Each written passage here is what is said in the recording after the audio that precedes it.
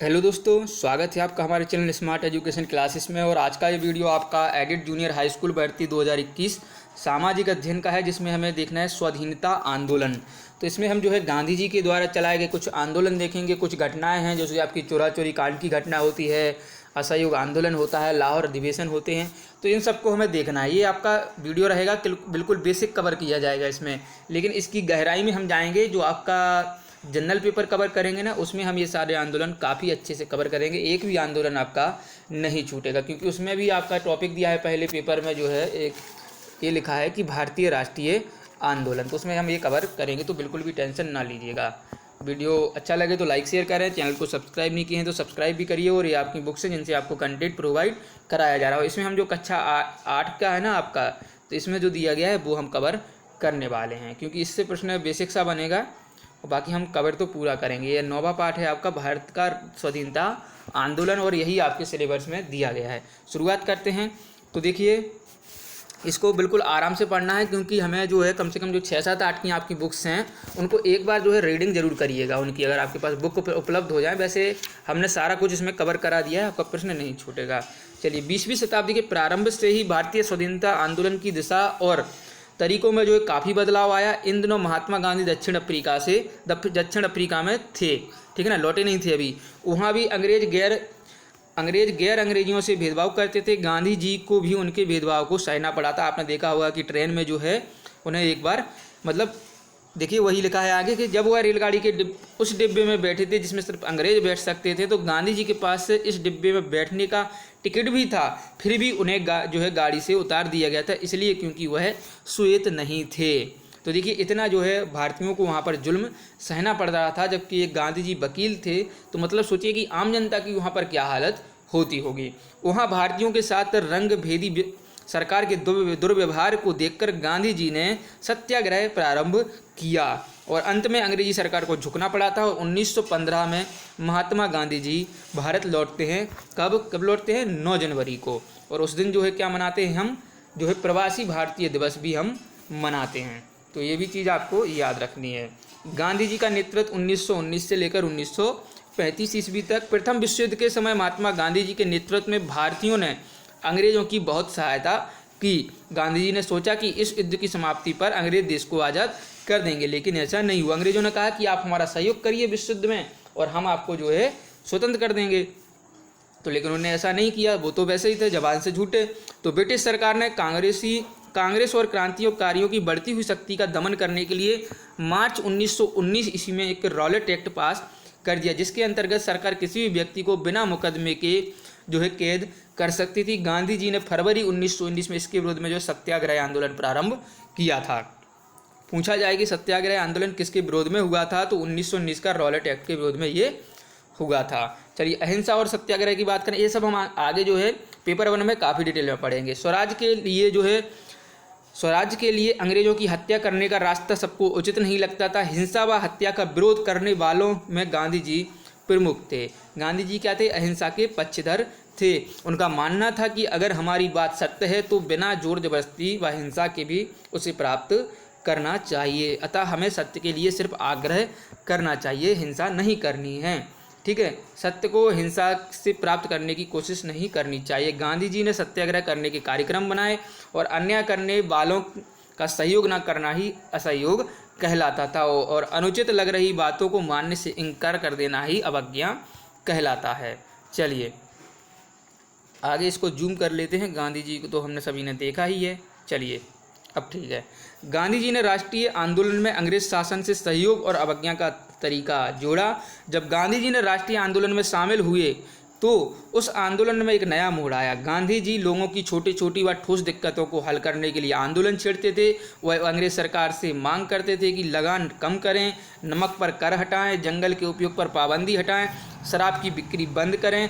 शराब की बिक्री से सरकार को बहुत अधिक आय मिलती थी। इसका जीता जागता उदाहरण जो है आपका आज की कंडीशन भी आप देख सकते हैं कि सब कुछ बंद होता है लेकिन शराब की दुकानें खुली रहती है, क्योंकि ये आय का बहुत बड़ा साधन होता है। और गांधी जी के नेतृत्व में हजारों की संख्या में लोग अपनी इन ठोस समस्याओं से लड़ने के लिए आंदोलन की राह पर निकलने लगे। इसके पहले कि किसी भी प्रयास में भारी संख्या में आम लोग राष्ट्रीय आंदोलन में नहीं उतरे थे। तो ये तो काफ़ी देखिए लोगों का गांधी जी के प्रति लगाव था कि वो कभी इतनी संख्या में नहीं आते थे जितनी कि उस समय आ रहे थे।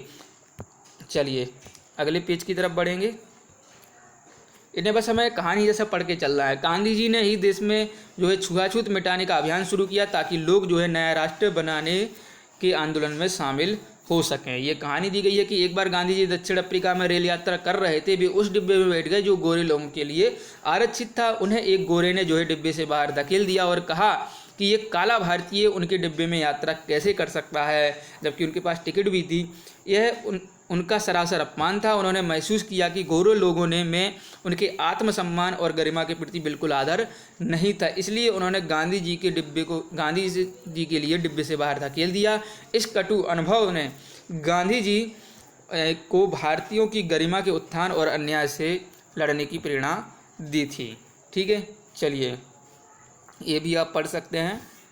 चलिए जो इम्पोर्टेंट है वो हम देखते हैं। इसी समय अमृतसर में क्या हुआ कि 13 अप्रैल 1919 को एक भयानक हत्याकांड हुआ। पंजाब के नेता डॉक्टर सत्यपाल और सैफुद्दीन किचलू की गिरफ्तारी के विरोध में जो है अमृतसर के जलियांवाला बाग में एक विशाल सभा का आयोजन हुआ और सभा के मध्य ही पंजाब की सैनिक कमांडर जनरल डायर ने, जनरल ओ डायर जिसे कहते हैं, उसने जो है सैनिकों को लेकर बाग को घेर लिया और बिना चेतावनी के उसने निहत्ती भीड़ पर गोली चलाने का आदेश दे दिया और इससे जो है कई सौ निर्दोष लोगों की मृत्यु हो जाती है और हजारों लोग जो इसमें घायल हो जाते हैं। और इसी के विरोध में जो है रविन्द्रनाथ टैगोर जी ने अपनी सर की उपाधि वापस कर दी थी।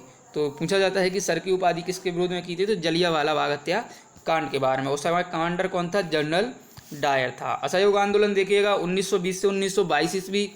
तो ऐसी विकट स्थिति में गांधी जी ने जो है देश भर में असहयोग आंदोलन शुरू किया और 1857 के विद्रोह के बाद पूरे देश में एक साथ अंग्रेजी हुकूमत के विरोध में होने वाला यह पहला आंदोलन था। 1857 की क्रांति का अगर आपने वीडियो नहीं देखा है तो प्लेलिस्ट में आपको मिल जाएगा, एक बार जरूर देखिएगा।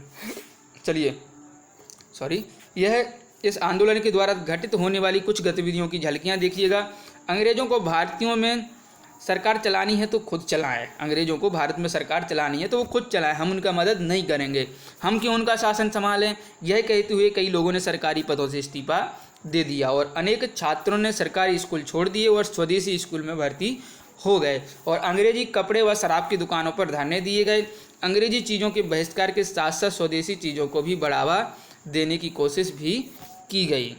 चलिए और क्या हुआ, देश भर में कई वकीलों ने कचहरी में वकालत छोड़ दी थी और कई जगह परिषद के चुनाव में लोगों ने वोट नहीं डाले और गांधी जी ने लोगों द्वारा चरखा चलाने व सूत काटने का अभियान छोड़ दिया। इससे घर घर में जो है देश का आत्मनिर्भर बनाने की भावना मजबूत हो गई और छोटे बड़े शहरों में सैकड़ों लोगों के जत्थे जुलूस निकालते थे और नारे लगाते थे।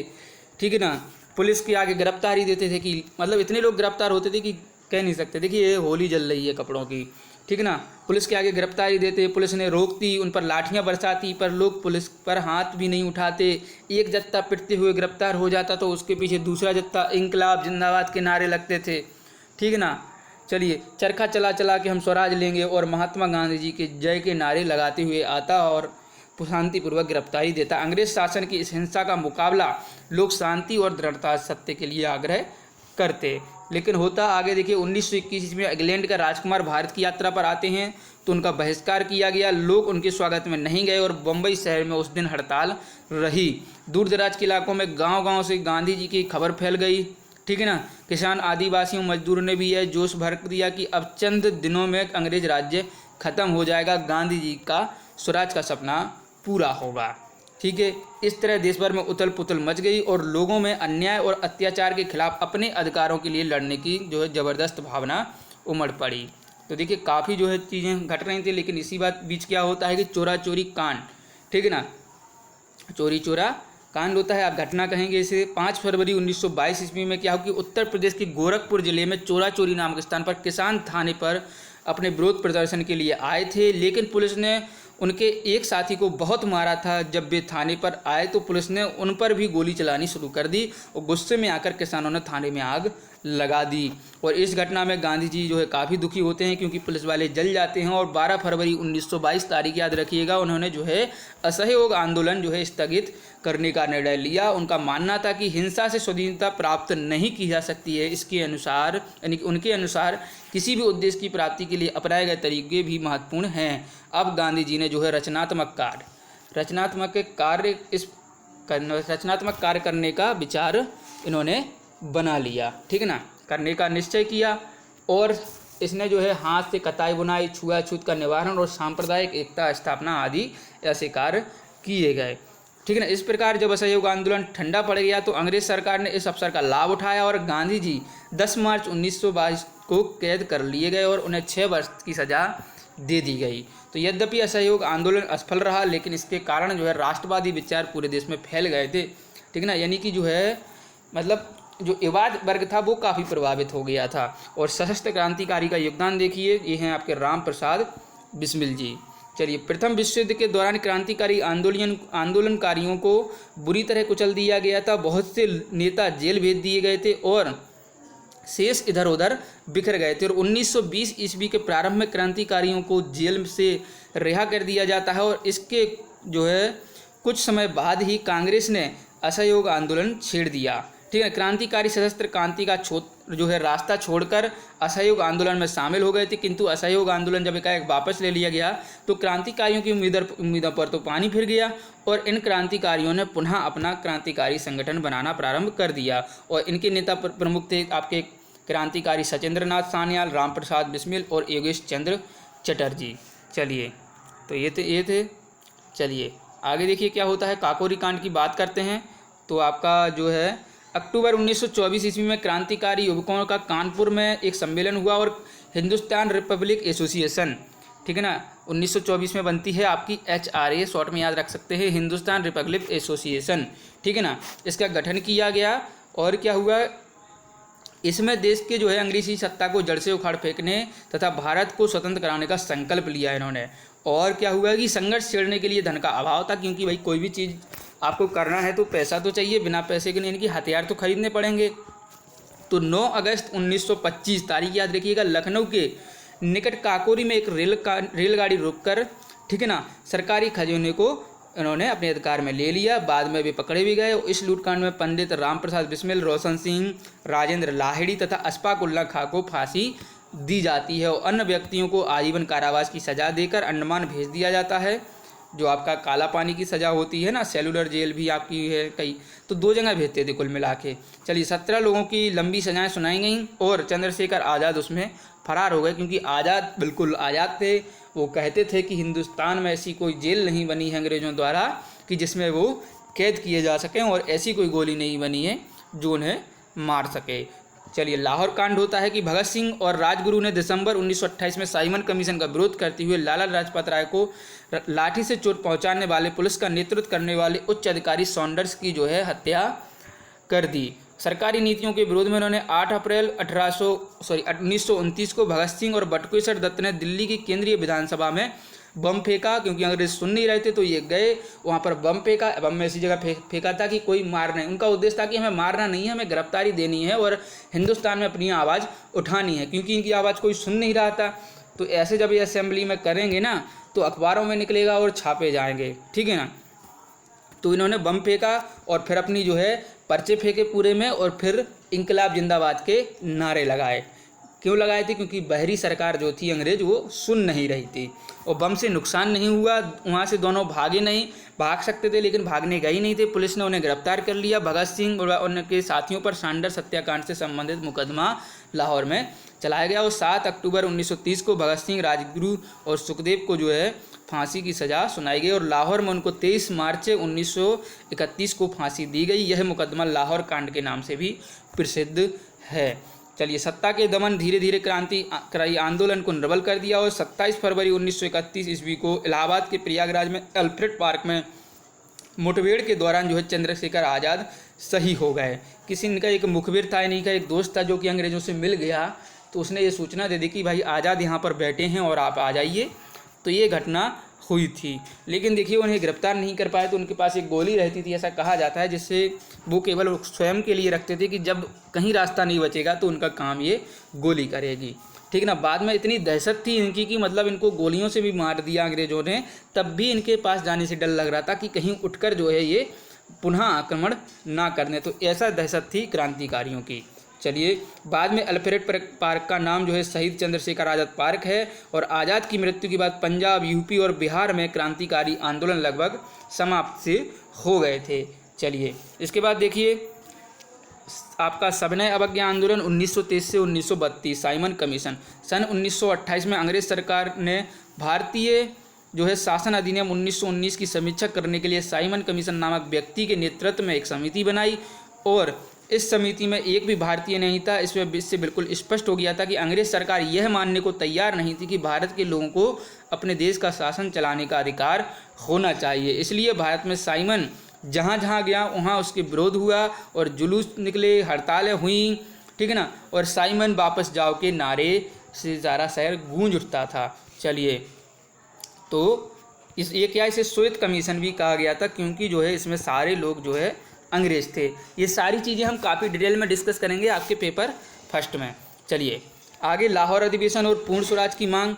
तो सन 1929 में कांग्रेस का वार्षिक अधिवेशन लाहौर में होता है, और इस अधिवेशन के अध्यक्ष कौन, पंडित जवाहरलाल नेहरू जी चुने गए थे। और ब्रिटिश सरकार को नेहरू रिपोर्ट स्वीकार करने के लिए 31 दिसंबर 1929 की समय सीमा समाप्त हो चुकी थी। इसलिए राष्ट्रीय कांग्रेस ने रावी नदी के तट पर 31 दिसंबर 1929 को जो है 12 बजे तिरंगा झंडा फहराया और पूर्ण स्वराज की मांग का प्रस्ताव पारित किया। क्योंकि अंग्रेज कहते तो देते थे कि हाँ हम आपकी बात मान लेंगे, लेकिन वो ऐसा नहीं करते थे। दांडी यात्रा होती है सन 1930 के कांग्रेस के वार्षिक अधिवेशन में कांग्रेस को सविनय अवज्ञा आंदोलन करने का अधिकार जो है दे दिया गया अतः गांधी जी के नेतृत्व में स्वराज की प्राप्ति के लिए सविनय अवज्ञा आंदोलन प्रारंभ किया गया, और गांधी जी ने 1930 में नमक कानून को तोड़कर सविनय अवज्ञा आंदोलन का आह्वान किया था 1930 में। और 12 मार्च 1930 को गांधी जी ने साबरमती आश्रम से अपने 78 अनुयायियों के साथ या सहयोगियों के साथ जो है दांडी की ओर यात्रा प्रारंभ की। 6 अप्रैल 1930 को दांडी पहुंचकर गांधी जी ने समुद्र के किनारे नमक कानून तोड़ा था। ठीक है ना। तो तीनों जो है 12 मार्च याद रखना है आपको, ठीक है ना, और 6 अप्रैल को पहुंचे थे, और 78 जो है सहयोगी थे। इस सविनय अवज्ञा आंदोलन में शीघ्र ही बहुत बड़ी संख्या में महिला और पुरुष स्वयंसेवकों ने भाग लिया। विदेशी माल का बहिष्कार किया गया, कहीं कहीं किसानों ने लगान देना भी बंद कर दिया, और सरकार ने निर्णय दमन, निहत्थे स्त्री पुरुषों पर लाठी और गोली की बौछार के द्वारा इस आंदोलन को दबाने का प्रयास किया। और 5 मई 1930 को सरकार ने गांधी जी को गिरफ्तार पुनः कर लिया। इस विरोध में मद्रास, कलकत्ता और कराची आदि नगरों में प्रदर्शन हुए, और प्रदर्शनकारियों की विशाल भीड़ पुरुष के बीच टकराव होते रहे। आगे देखिए खान अब्दुल गफ्फार खान, इनके बारे में भी हम आगे बढ़ेंगे। पेशावर में जनाक्रोश की अभिव्यक्ति कई रूपों में देखी गई। यहाँ कांग्रेसी नेताओं की गिरफ्तारी को लेकर जनता में अभूतपूर्व प्रदर्शन किया। इस इलाके में सीमांत गांधी खान अब्दुल गफ्फार खान जो है वर्षों से सक्रिय थे। उनके द्वारा जनता में किए गए कार्यों के कारण जो है अहिंसक क्रांतिकारियों के वीर जत्थे अर्थात खुदाई खिदमतगार के दल तैयार हुए। इनका दल था, और इसे लाल कुर्ती भी के नाम से भी जाना जाता था, क्योंकि ये जो है लाल कुर्ती यानी कि कपड़े पहनते थे। और इन्होंने जो है पाकिस्तान के अलग होने का भी विरोध किया था, मतलब ये जो है इंडिया में रहना चाहते थे। सविनय अवज्ञा आंदोलन में इनकी भूमिका काफ़ी सक्रिय रही। इसी प्रकार देवबंद शाखा की राजनीतिक संस्था जमात उल उलमाए हिंद ने इस आंदोलन में बढ़ चढ़ कर भाग लिया था। और इसी के बाद परिणाम होता है आपका प्रथम गोलमेज सम्मेलन।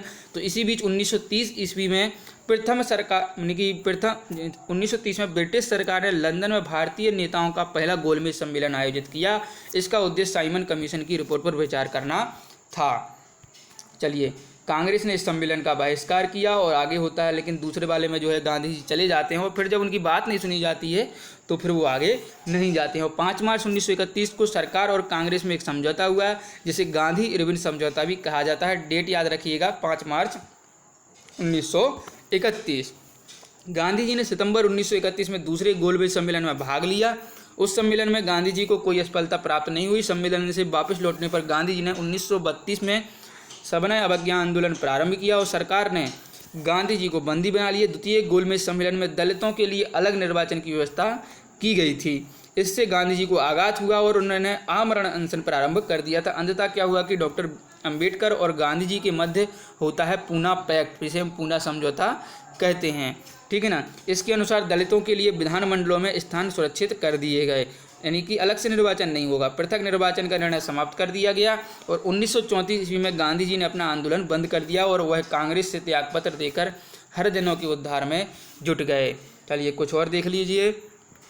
अरुणा आशा पली नमक कानून तोड़ो आंदोलन में भाग लेते हुए जेल गई थी, ठीक है ना। और दुर्गा भाभी ने भगत सिंह को लाहौर जेल में छुड़ाने का प्रयास किया था। कमला देवी चट्टोपाध्याय ने सन 1921 में असहयोग आंदोलन में भाग लिया था। और भीकाजी कामा का कहना था कि आगे बढ़ो, हम हिंदुस्तानी हैं और हिंदुस्तान हिंदुस्तानियों का है, इन अंग्रेज़ों का नहीं है। इन्होंने अंग्रेज़ों की परवाह ना करते हुए भारत का पहला तिरंगा झंडा फहराया था। ये थी आपकी भीकाजी कामा। तो देखिए महिलाओं का भी जो है कोई कम योगदान नहीं है हमारे देश को स्वतंत्र कराने में। चलिए तो ये होता है। तो इसमें जो है महत्वपूर्ण डेट्स याद दी गई हैं, जो भी आप याद रखें। और बाकी हम अच्छे से डिस्कस जो है इनके प्रश्न भी हम सॉल्व करेंगे, वो आपका जनरल पेपर में हम कवर करेंगे। उसमें आपका टॉपिक है एक भारत के राष्ट्रीय आंदोलन। तो ये था आपका वीडियो जिसमें हमने देखा है, बहुत कुछ पढ़ा है। वीडियो लाइक करिए, शेयर करिए, कमेंट करके बताइए कि वीडियो कैसा लगा है। सब्सक्राइब नहीं किए तो सब्सक्राइब भी कर लीजिए। धन्यवाद, मिलते हैं अगले वीडियो में। जय हिंद, जय भारत।